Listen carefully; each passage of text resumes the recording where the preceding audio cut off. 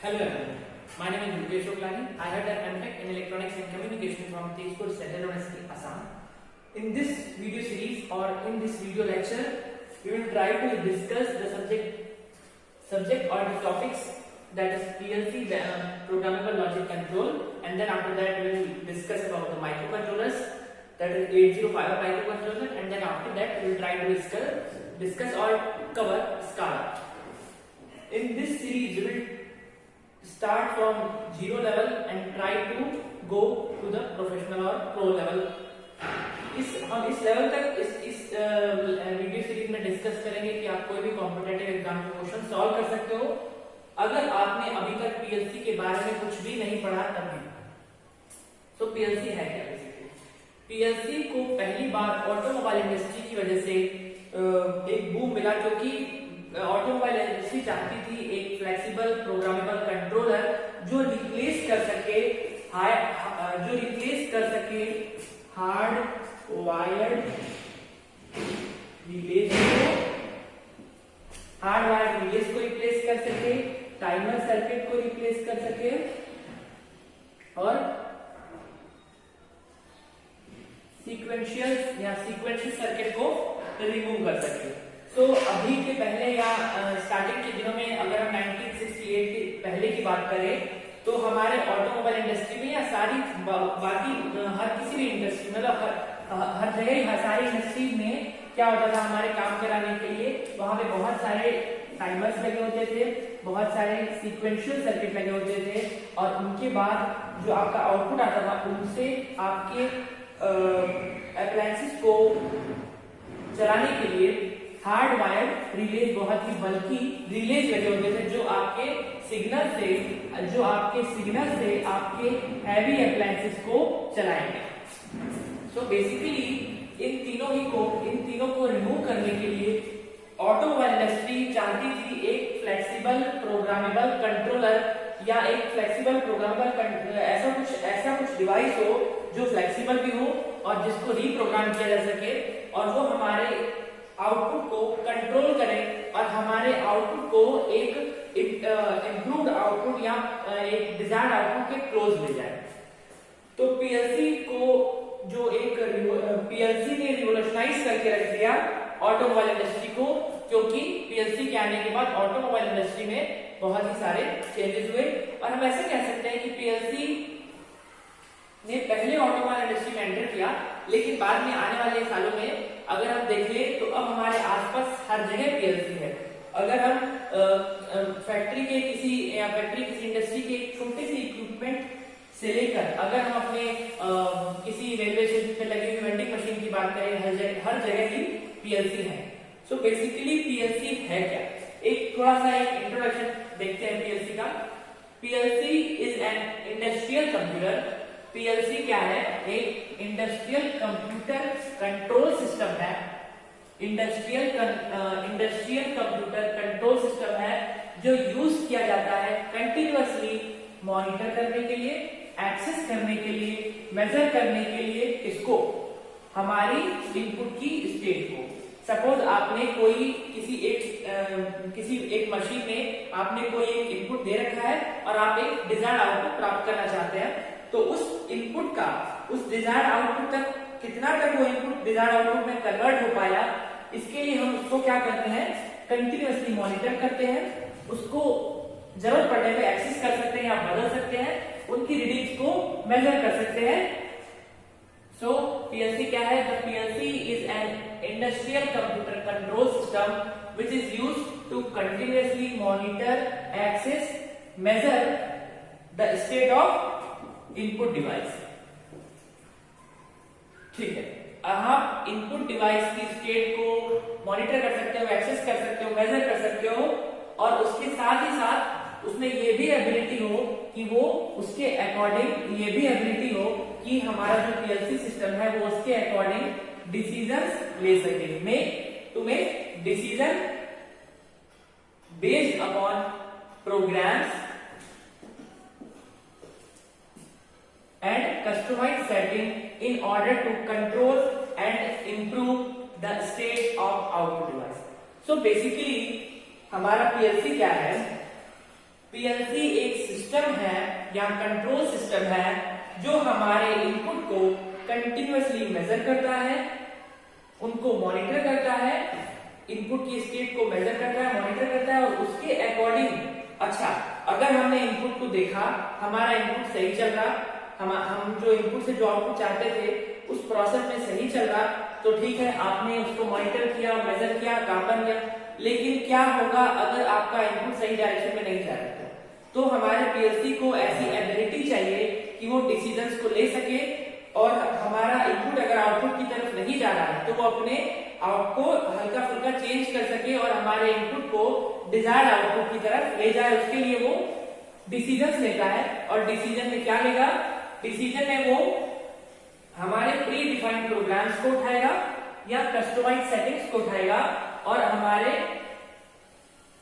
System को improve करेगा, हमारे आउटपुट की स्टेट को इंप्रूव करेगा। अच्छा, ये तो हो गई हमारी टेक्निकल डेफिनेशन। बहुत सारे बच्चों को समझ में आया होगा, कुछ लोग अभी भी कंफ्यूज हैं कि सर ये क्या कह रहे हैं, इतने सारे टेक्निकल टर्म्स एक लाइन में क्या कर रहे हैं।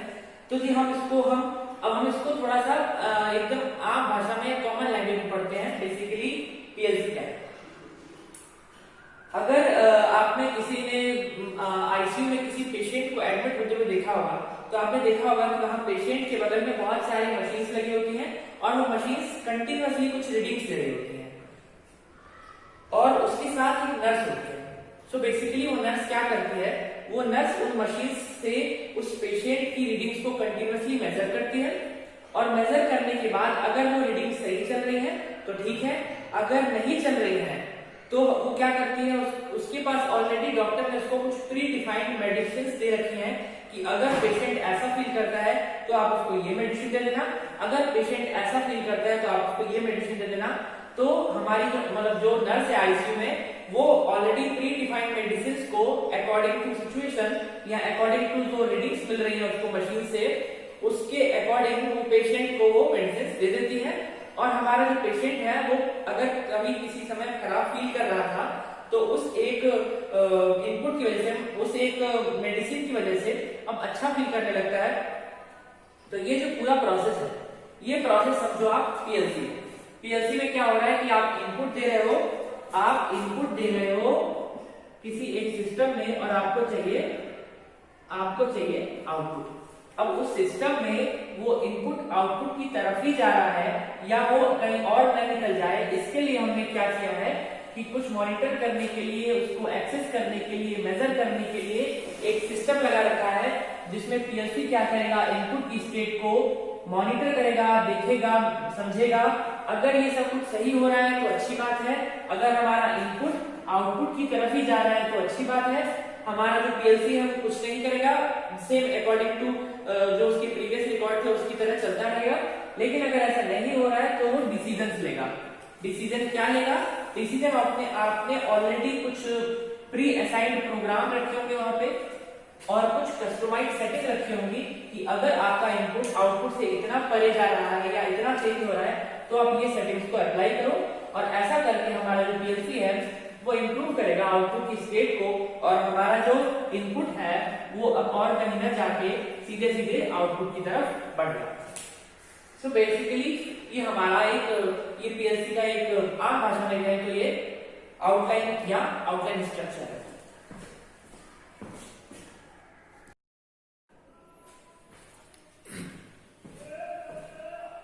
सो बेसिकली पीएलसी हमारे इंडस्ट्रीज में प्रोडक्शन एंड मैन्युफैक्चरिंग प्रोसेस को ऑब्जर्व और कंट्रोल करने के लिए यूज होता है। अब इसकी शुरुआत कहां से हुई, हमारे एग्जिस्टेंस में आया कैसे? तो बेसिकली 1968 से पहले सारे जो हमारे ऑटोमेशन प्रोसेस है या जो हमारी इंडस्ट्री में आप आज काम होता है एक के बाद एक सीक्वेंशियल प्रोसेस में, वो सारे प्रोसेस ऐसे नहीं होते थे। 1968 के पहले हमारे इंडस्ट्रीज में जो काम हो रहा था वो या तो ऑटोमेटिक था, या तो सेमी ऑटोमेटिक था या पूरी तरह से मैनुअल था। तो ऑटोमेटिक ट्रांसमिशन आर्म नाम की कंपनी जो कि जनरल मोटर्स के अंदर आती है, automatic transmission arm, automatic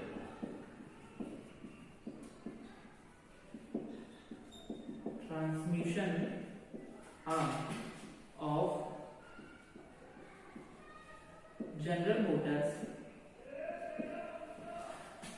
automatic transmission arm of general motor decided to replace hard wired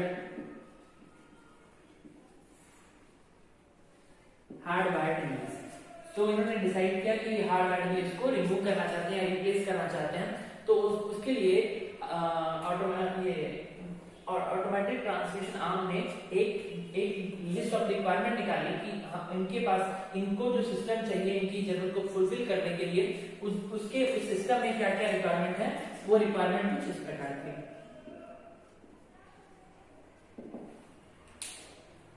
requirement थी कि हमारा जो डिवाइस हो वो एक सॉलिड स्टेट डिवाइस हो, सॉलिड स्टेट डिवाइस हो, और ये क्या हो, फ्लेक्सिबल लाइक कंप्यूटर हो, फ्लेक्सिबल लाइक कंप्यूटर हो, and it should be cost effective, या फिर it should be cheap like logic circuit. So basically automatic transmission arm वाले चाहते थे कि उनके पास जो डिवाइस हो वो एक सॉलिड स्टेट डिवाइस हो जो कि कंप्यूटर की तरह फ्लेक्सिबल हो। हमने देखा है कि कंप्यूटर कितना स्मूथली काम करता है, पर हम उसकी कॉस्ट को बियर नहीं कर सकते एक इंडस्ट्री में एक ऑटोमेशन प्रोसेस को करने के लिए। सो हमको चाहिए कि कंप्यूटर की फ्लेक्सिबिलिटी तो हो, पर हम कंप्यूटर की कॉस्ट नहीं ले सकते। इसके लिए हमको चाहिए कि हमारा जो सर्किट हो वो चीप हो, लाइक लॉजिक सर्किट। दूसरी रिक्वायरमेंट थी कि हमको एक ऐसा सर्किट चाहिए था, एक ऐसा डिवाइस चाहिए था, ऐसा सिस्टम चाहिए था जो हम इजीली मेंटेन कर सकें और उसको इजीली प्रोग्राम कर सकें। इजीली मेंटेन एंड प्रोग्राम, उसको आसानी से मेंटेन किया जा सके और प्रोग्राम किया जा सके। अगली रिक्वायरमेंट थी हमारी कि ये रोबस्ट हो। रोबस्ट का मतलब ये है कि हमको इस सिस्टम को इंडस्ट्री में लगाना है, तो वहां पे मॉइस्चर के बदलने से इस सिस्टम की रिक्वायरमेंट न बदले, मॉइस्चर के बदलने से सिस्टम की रिक्वायरमेंट न बदले, उसके बाद टेम्परेचर के बदलने से इसकी रिक्वायरमेंट न बदले, मतलब इसकी परफॉर्मेंस न बदले। तो हमको चाहिए कि हमारा सिस्टम जो रोबस्ट हो, उसके बाद हमारा जो सिस्टम हो वो मॉड्यूलर हो। मॉड्यूलर का मतलब ये है कि उसको इजीली हम चेंज कर सके अपनी जरूरत के हिसाब से। ऐसे नहीं हमने एक सिस्टम बना दिया जो कि रिजिड है, जो सेम टास्क रोज करेगा, अगर आपके टास्क में थोड़ा सा भी चेंज हुआ तो वो नहीं करेगा। तो ऐसा नहीं चाहिए, हमको चाहिए हमारा सिस्टम हो एक मॉड्यूलर सिस्टम हो। तो ऐसा हुआ।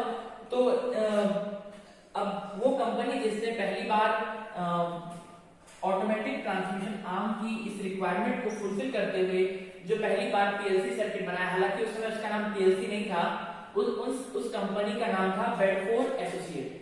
बेडफोर्ड एसोसिएट नाम की कंपनी थी, बेडफोर्ड एसोसिएट्स नाम की कंपनी थी, जो लोकेटेड थी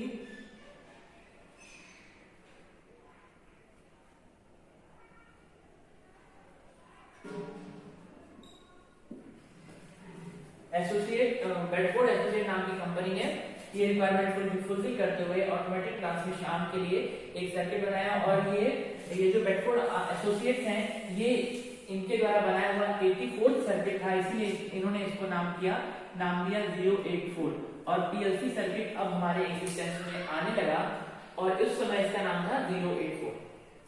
हालांकि पहले ये इस सर्किट को उन्होंने अपनी नॉर्मल रिसर्च की रूटीन में रखा, लेकिन बाद में जब उन्होंने देखा कि इस डिवाइस की वैल्यू बहुत ज्यादा है, या फिर ये डिवाइस हमारे इंडस्ट्रीज को की सिनेरियो को टोटली चेंज करके रिवोल्यूशनाइज करके रख सकता है, तो उन्होंने इसके लिए अलग डिपार्टमेंट बनाया और जिसको हेड किया लास्ट में डिक मॉडले नाम के साइंटिस्ट थे।